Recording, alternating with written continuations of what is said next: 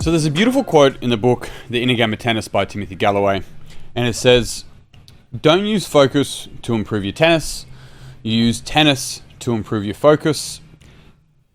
And you can swap the word focus for flow, you could swap it for a couple of different things, the zone, but what Tim's effectively talking about is exactly the same, focus and flow. And the reason why that's so beautiful is because when we use whatever particular exercise or bit of work that we're currently engaged in as an opportunity to access a state of flow, we fundamentally enhance our ability to access it whenever we want it and need it. However, when we try to access it based upon performing in a particular sport or a work endeavor, we can commonly always fall short, and a lot of that's to do with trying. And I'm going to explain today on this podcast how you can learn how to access flow and focus a lot faster on demand when you need it. This podcast is part of the BSFT30. It's a free well, of course it's a free podcast, but it's a free program that I run, and it's about finding flow. And think flow, focus, the zone, whatever you want to call it, it's usually about the same thing. Now, what's interesting about this is when we think about who's the kind of individual that wants access to flow, it's going to be usually like things in sport. Whereas in actually Mihai, it's up there somewhere. Yeah. Csikszentmihalyi Mihai's book, Flow, The Psychology of Optimal Experience, it's profound how often people in their work, like in any type of work, can commonly find enjoyment and this access of flow in any kind of what would be mundane tasks. And that's the beauty of it. And when we're able to do that in any type of task, then that's when we really start to unlock something that is so much more than performing on the field when it matters. It's actually what allows us to perform on the field when it matters, because we live in not a continual state. It's not about being in a continual state of flow, but with a continual grip on how to access that when it's required.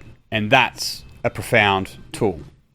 So a lot of this work that I'll go through today has got to do with some of Mihai's work, some of Tim's work, but then a whole range of other things as well. So I've got some notes here in front of me that I'm going to lean on a little bit, but outside of that, what I have found is that so often the people that want to access flow get stuck trying to access it because they overthink, they're either trying too hard, or they place value on the opinions of people outside of them. Now, if you're an individual that identifies with overthinking, or underthinking, it's funny. It's like, what's the correct amount of thinking? Who is the decider on the actual adequate amount of the correct volume of thinking? Anyway, if you're an overthinker, if you're attempting, trying, it's this longing, wanting to access that, you'll never have it as well. And then if you are placing your awareness, reference, and attention, and definitely value on people outside of you and their opinions, then you're going to struggle with it. So you better listen in, because I'm going to go through and let you know how you can move past that. Now, what's interesting is that if we don't move past that, then you will commonly find that you repeat the same sort of patterns of like failing when it matters, like not trusting yourself, falling short, not being dependable, and ultimately not actually enjoying the type of tasks or sport or whatever it is that you're actually a part of. This is also really interesting because sometimes people will set the goal of, well, I'm going to be more present. I'm going to be more present. My goal is to be more present with my family, all of this sort of stuff. And it doesn't work like that. We don't aim to be more present. You cannot be more present. You are already here present. There is shit that you're letting taking you away from the present moment. So what happens is we go, what are the things that I'm allowing to take me away from the moment, away from the present moment, that's getting in the way of me actually being here? That's where the work is, not on trying to be more present because I put my phone down on silent somewhere. It's actually going, what is taking my attention away from the current moment? That's the question we want to pursue. And when we do that and we start to uncover that and understand why we may look to the future or reflect on the past or catch ourselves in those sort of spaces, then when we move through that, we can start to really lean in our potential and become what I refer to as a surfer. Now, there's this beautiful analogy with surfing that I'm going to share with you shortly. And one of the clients that I've worked with for a long time, Claudia, she had her NRLW debut last year in which she, on her wristband of tape, she wrote, "Lean in, surfer." And that is something that we've worked to at extent, and what it really spoke to was this idea of, as the surfer, and this is saying that you need to have this mentality to perform at these types of levels. As the surfer, you don't confuse yourself as the wave or the board. The conditions are what the conditions are. You just got to learn to surf. And what happens is that people confuse their value or their competence, which is their confidence, with the conditions outside of them or particular points of failure, right? We need to understand that failure is not a person, failure is an event. It occurs and we get an opportunity to learn from that. However, when we ruminate and sit on that, then that's where it really starts to become one of the bigger, really like identities or fears that people hold. And if that's what they're holding in mind, that's what they'll end up thinking about, which is what they're going to move towards. So when we take on the surfer mentality, we simply just catch the next wave. If we get dumped on one wave, it is what it is. You get back up and you get back on the next wave. It's as simple as that. The wave, it's not a personal wave. The wave didn't come after you personally. It just waved and you attempted to surf. And that's going to be a really good analogy for later on when I actually talk through what's called the flow scale, which is in Mihei's work. And I'll get to that shortly. And I'll also go through the 8 characteristics of flow. And there are 8 characteristics, once again, that Mihai speaks to that is consistent with individuals that experience flow regardless of what type of activity they are engaged in, whether that be work or sport or study. And so there's a couple of principles here that I want to offer you around how to approach this. One is the surfer mentality. You're the surfer, not the wave. Don't confuse yourself as that. Get back on the board. 2 is, this is a mind and matter approach. This isn't mind over matter or matter over mind. This is your complete being engaged with a particular activity, mind, body, and beyond. So that I'll really pull apart when we start actually looking at the 8 characteristics, but this is a mind and matter approach. The other one here is you need to trust the process. Now, I promise people when I work with them that I can help them optimize their health and perform at their peak forever. The reason why I can say forever is because what I talk about with peak and potential is what is the peak potential that you have access to today, and how do we access that today? And if you have a continual practice, which is the process, right? Because you're the process, that's what you need to trust, you, not something outside of you. If you continually lean into what's you're capable of, then your peak potential increases over time. If you think your potential is somewhere in the future, you're missing the point of accessing what potential you have today in this moment, and then your continual practice of that every single day actually gives you your peak potential in the future.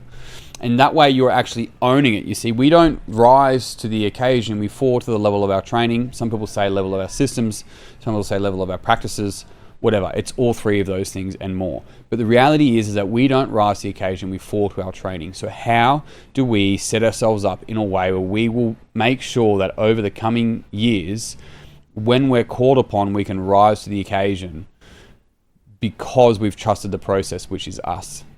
And in doing that, you have to prepare. And prepare is literally practicing every single day. And it's called a practice. I had this conversation last night on one of my Dent Goal masterclasses, which I run every single week. And so if you want to plan out your next 12 months in just 90 minutes, you should jump on one of the free masterclasses that I run every single Wednesday night. There'll be a link here for you to do so. But when I was speaking to them about this idea of trying, it's like I'm aiming to do X. And one of the challenges with trying, aiming, wanting, or desiring is that it's longing language. And as long as it becomes longing language, it's something that's staying outside of us. And we can try and manipulate language and be like, I am this. Sure, whatever. And if you believe that, fantastic. And if you're saying it and you don't quite believe it, you'll know it as well. What I am getting at here is, rather than trying to do something, commit to the practice of it. Just commit to the practice of it. Rather than thinking that you have to get the outcome or the output of it, commit to the input of it. Commit to the practice of doing X. And in that practice, you'll build mastery. If you commit to the mastery, you may miss the daily practice that you actually need in order to get mastery. Mastery usually occurs before it's given to you. And what that means is that, and once again, in one of Tim Ferriss's book, there's a quote that if you want to be a grandmaster, you first must be a grandmaster. And what that's really speaking to is that before anyone gives you your award, before anyone gives you your black belt, before anyone gives you your doctorate, you have to be that. And it comes from practice and preparing. So there are some key principles to take on board. You need the surfer mentality, mind and matter, trust the process, which is you, and practice. So moving on from that, when we start to look at like, well, what are the parts of this? I'm going to read off 8 characteristics here of Mihei. There's 1, which is a complete concentration on the task. 2, clarity of goals and reward in mind and immediate feedback from the task. So what that really means when we look at clarity of goals, that you're clear on actually what you're engaging with and what outcome you want. And there's a reward in mind. So usually you want reward and risk, actually. You want to know what you're going towards and what you're moving away from, because you want to know what you don't want. But there's immediate feedback to know whether you're getting closer or not. So that's really important. Hence the importance of like a playful attitude towards this, which is something I'll mention later. There's some form of transformation of time, and that either slows down or it speeds up. But usually, like, time doesn't exist within that window. And so people can be fully engrossed and look at the clock and be like, oh, fuck, it's been 4 hours. Or they'll, like, in that moment, time slowed down. And so the transformation of time is a consistent characteristic as well. The other one around this, which is really interesting here, and I think this is what makes it so unique and so personalized, is that the actual experience itself is intrinsically rewarding. And what that means is that we can look at any single task or sport or engagement and as an individual be like, oh, it's okay, I can see why someone might be doing that, but for me, I don't actually find that any really rewarding or enjoyable or whatever. Whereas the person that's actually doing that task and is engulfed in that task finds it intrinsically rewarding. That's a key thing. So if you're actually trying to build a sense of flow and focus in something that you're not really invested in, you're never going to fucking actually really get to that access of flow or that access of focus, because it's not intrinsically rewarding to you. It has to be. Very important. There's a sense of effortlessness and ease. Now, this is interesting because it balances on the next one here, and this is what I'm going to talk about afterwards with the flow scale, that there is a balance between challenge and skill. So when I say effortlessness and ease, it's not that this is really easy, I have complete mastery over this. It's that there's a balance to it. If you imagine yourself balancing on a balance beam, you're continually correcting your balance as you go, which may have this sort of effortlessness and ease to it, but it's not easy and effortless. And so this is why it's also so crucial for you to have some intrinsic reward, is that there is this sort of engagement and reward and effortlessness and ease with it, even though it's not easy. So that's important. Ease does not mean easy. Very important. And then we look at a balance between challenge and skills. And there's a beautiful diagram. You can either Google this, I'll try and put it there, but it's all in my free programs like the BSFT30 and stuff that you can do anyway. It has access to all this stuff. But basically on one axis you have challenge, and on the other axis you've got skills or ability. And when we have low challenge but high ability, we get like boredom, relaxation, but relaxation will turn into boredom. When we have high challenge and low ability, we have anxiousness. And so there's this like flow channel that lives in between. And that is this balance between challenge and flexibility, or challenge and ability. And the powerful thing with this is that I actually use this so much when it comes to coaching, is that we want to look at any recommendations that I'm doing with a client is based upon what's their current capacity, because we're looking at stimulus, what are the, like, checking with themselves, what's their emotional capacity today, all of that. And then what's going to be the right challenge for it to be a stretch for them today. Sometimes them even walking into the gym is the challenge, right? So there has to be this engagement with the individual, especially with the self, to be like, there needs to be a bit of a challenge that I then build my ability. And then as my ability starts to build up and I start to become masterful at that particular challenge, I can increase the stimulus, I can increase the challenge. So there has to be a balance between those two. Now, number 7 is actions and awareness.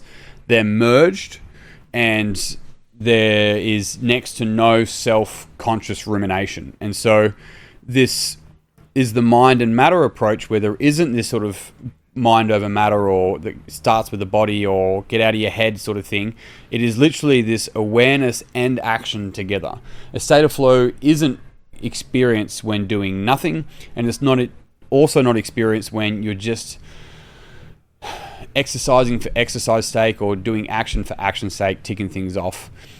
People may feel accomplished with that, but it not always is a state of flow. The accomplishment is probably more to do with conditioning of feeling like good because I'm doing things, which is very, very different to engaging in a meaningful task for yourself. Very different. Usually to do with childhood conditioning. And then number 8, there is a feeling of control over the task. A feeling of control. And what that's talking about is that you have this sense of influence over the task.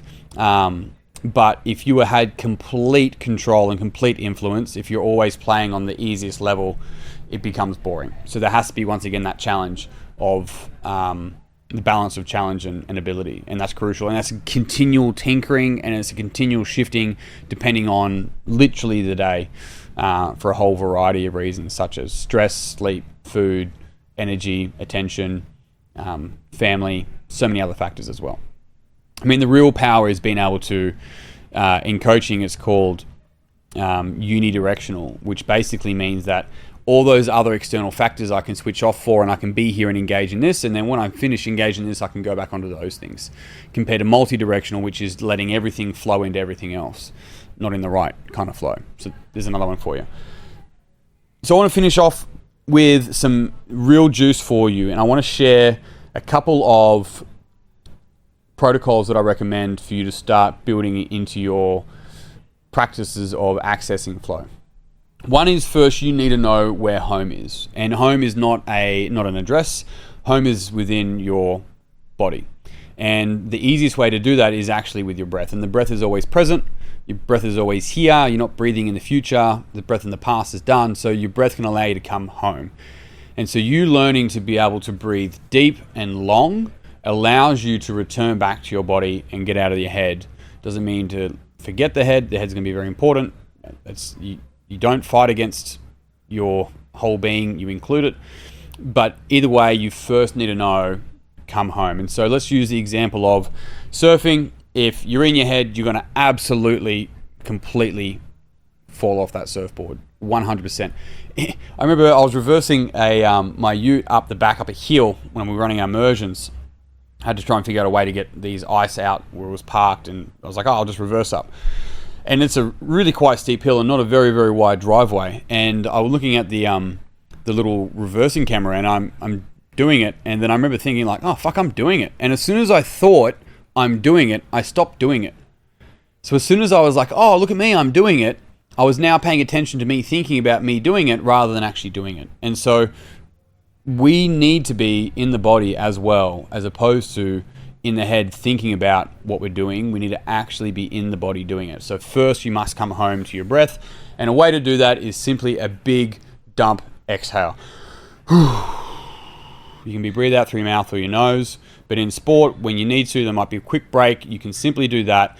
And in doing so, you're almost bringing your energy and your attention back to, like, it could be your sternum or just below your sternum, but effectively into your body. From there, you can run a simple process. I call it CAR, C-A-R, which is center, anchor, response. Now, center is in reference to coming home. And so being able to do that, you center, come back to your body, come home. Then you run an anchor, which is actually running a genius state, which I definitely will do another podcast on. But running the anchor is basically going, what is the most resourceful version of me in this moment that I can literally run an anchor on? And an anchor is clicking thumbs.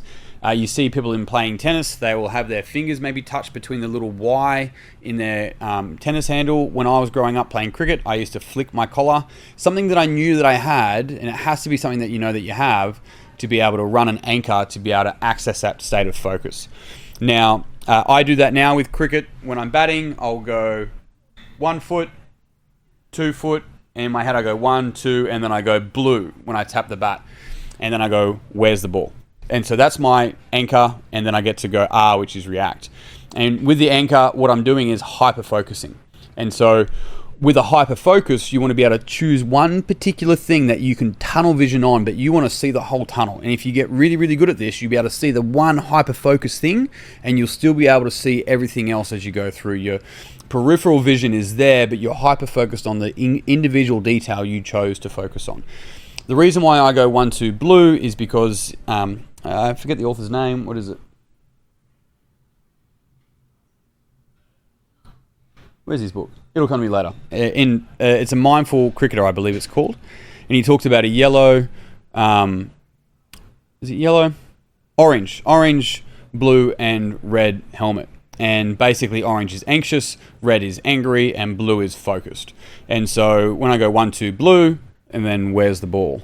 And in doing so, I then hyper focus on the ball, and I then react as the ball comes down to me. That is the CAR that you can implement. And you can implement it at any sport. You can do it with coaching, you can do it with work, you can do it with gardening, whatever the case might be. But it's definitely a quick, easy one to switch on, switch off. And the last part of that, if you bring this element of play to this focused play, that is where you'll get the most out of it. And that is where, if you think of it as a set of games that you're constantly engaged in, that you're playing, you will build experience over years and years and years and years because of the total games that you've chosen to play in. If I look at every single ball that I face as a single game, then I'm looking at how can I influence this particular game. And in doing so, that's within the context of another bunch of games. So, easy way, know how to come home, run your CAR, C-A-R, R is react, let yourself react. It means there's no premeditation. And then in doing so, you're going to hyper focus on a particular detail that you have specifically chosen that's important to you, and then play. And on that note, team, I'm done. Thank you very much for tuning in. If you found this beneficial, by all means, please share it with someone you think would also find it beneficial. And in doing so, if you're interested about jumping on any of the free trainings, there'll be a link below. You should totally do it. I get to run it. You'll have your year planned out in literally 90 minutes. And you should also do the BSFT30 if you haven't done already. Indeed. All right, I'm out. Until next time. Peace and pizza.